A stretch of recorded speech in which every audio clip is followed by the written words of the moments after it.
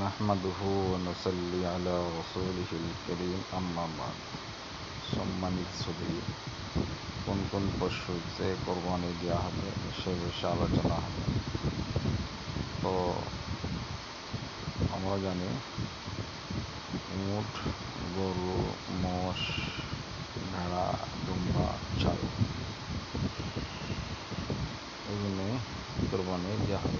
बल्कि कुर्बानी के जानवर तीन किस्म हैं। नंबर 1 ऊँट, नंबर 2 गाय, नंबर 3 बकरी। हर किस्म में उसके जितने नौ हैं सब दाखिल हैं, नर और मादा, खस्सी और गैर खस्सी, सबके एक हुक्म है, यानी सबकी कुर्बानी से हो सकती है।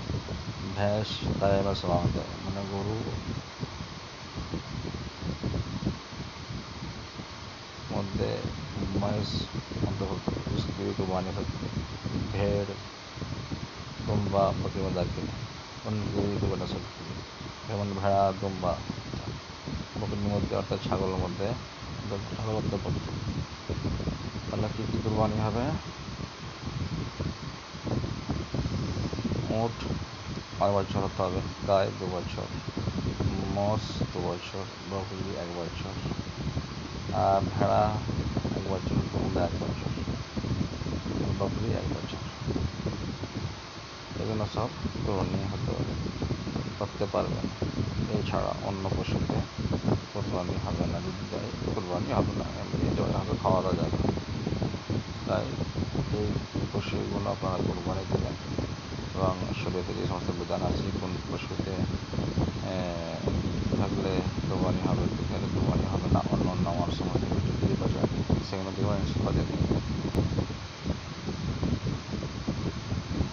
আর অন্যান্য ভিডিও দেখবেন, ভিডিও আছে, সেগুলো জানতে পারবেন।